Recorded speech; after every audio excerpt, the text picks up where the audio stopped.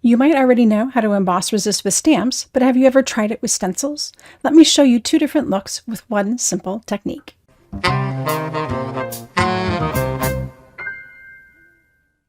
Every technique video is narrated live while I'm doing the technique, so you're getting a real-time view of how the whole process works. Pull out the supplies I'm using and create right along with me, pausing as you need. Before we get started, don't forget to like this video and subscribe to my channel. I appreciate it. Once you know how to heat emboss, and maybe you've done some emboss resist with stamps, emboss resist with stencils is really no different. I'm going to show you two different looks that you can get, and this is all pretty simple. So for our first look, we're going to start with a piece of white cardstock, and I have my stencil right here. And I'm going to go ahead and secure my stencil down. Now I don't need to use anti-static powder because it's really just not going to stick, and we're doing clear, so this shouldn't really be too much of an issue. So I'm going to start with a foam blender and my Versamark ink.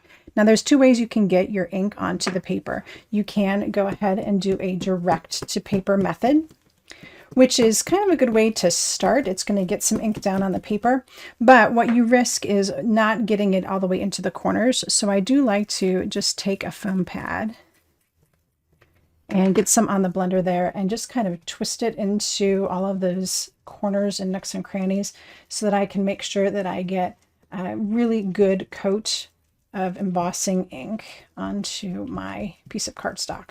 So this is pretty straightforward. It's just kind of like stenciling. And we want to get a nice good layer here. And just like regular heat embossing, once you have that in place, I'm going to go ahead and remove our stencil, take our piece of cardstock, which I have stuck down on a little sticky sheet here, and run that through some embossing powder. Now I'm using clear here because what I want to have is white background. And this is going to work beautifully. It's going to give you that effect that you get when you can buy paper like this already that has embossed areas on it with white background. And so it's going to give me a nice clean white background that I can do some ink blending over. So this is what it looks like once it's been heat embossed. And you may have seen cardstock like this that you can buy at the store where it already has some embossing done on it.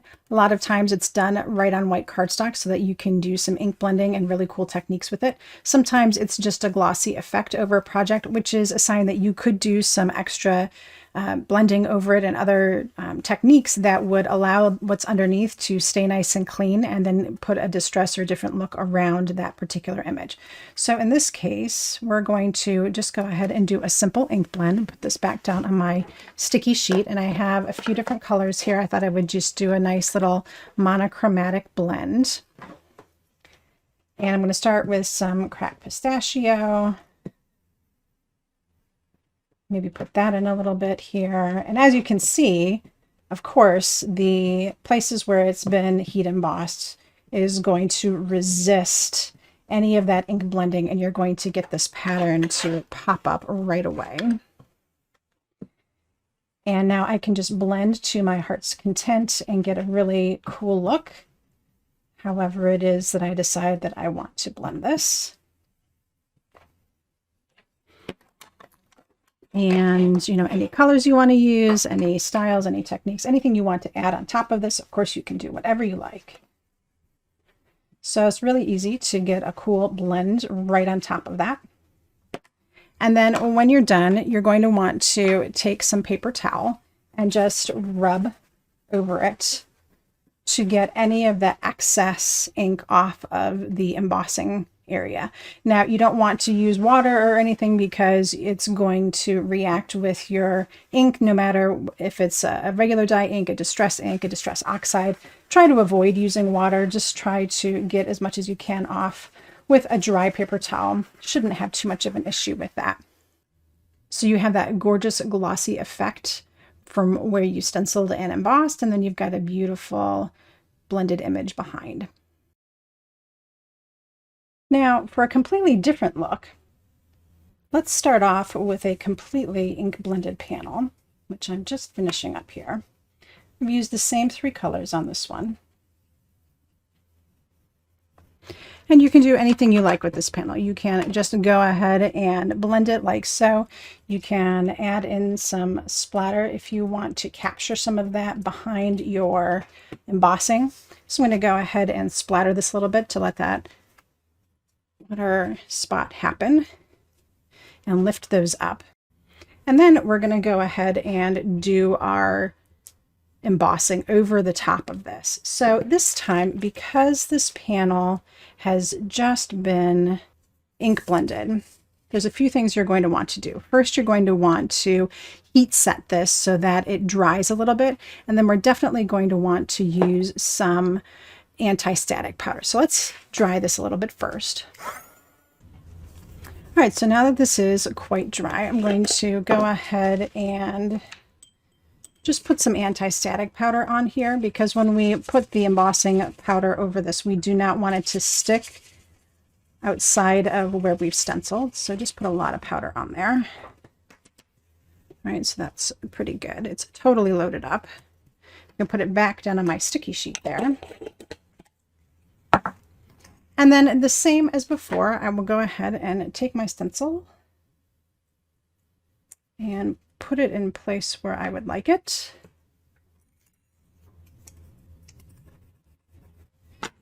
And go ahead and add on my Versamark.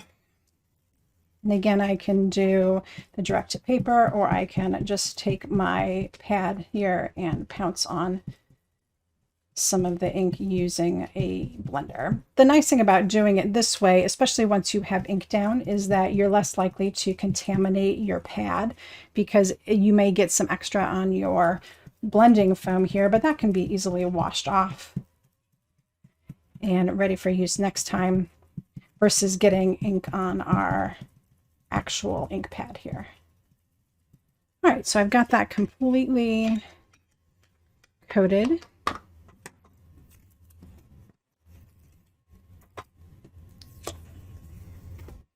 And now I can go ahead and add my embossing powder.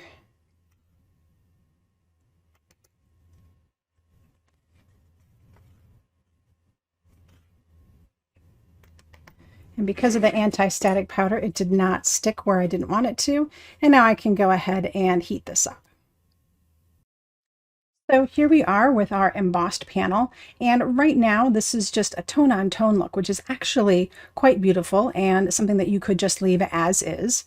But if you want to take this further and actually do the Emboss Resist on this, what you would want to do is maybe take some darker colors, or colors that are going to blend with the colors you already have down on your cardstock, and create another resist look. So let's say I wanted to add the peacock feathers all over the place now.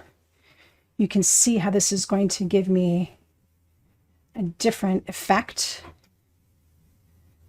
by changing up the color in the background. And with the Emboss Resist, now this is really starting to show up here, and this is really starting to fade into the background. So I could do that, or I could take an even darker color. So in this case, I would want to use something that looks good with these shades of green and aqua. So a blue would work well, or you could use a black. Black, of course, would work with anything. And go ahead and really give this a resist look by covering up that background. Really saturating it and changing it to that beautiful navy blue. So we've done that, and then we can fade out our peacock feathers on the top here.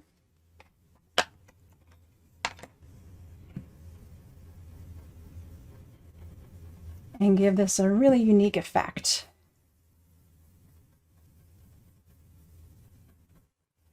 Like so.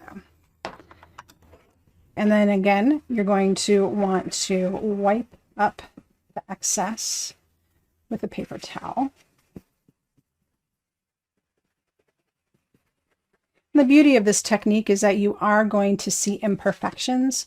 So embrace those imperfections, like where I didn't get enough embossing here, or even in here where the spot did not take the embossing the same way that everything else around it. It gives it a beautiful, unique look that you just can't replicate. So there you go. 2 great ways to use your stencils for emboss resist techniques that will really wow on your projects. I hope you enjoyed this technique and you add it into your toolbox sometime soon. When you give it a try, share it out on Instagram and tag me at Nicole Creates. I always love to see what your creative mind is thinking. Thank you so much for spending a little time with me today. And until next time, happy crafting.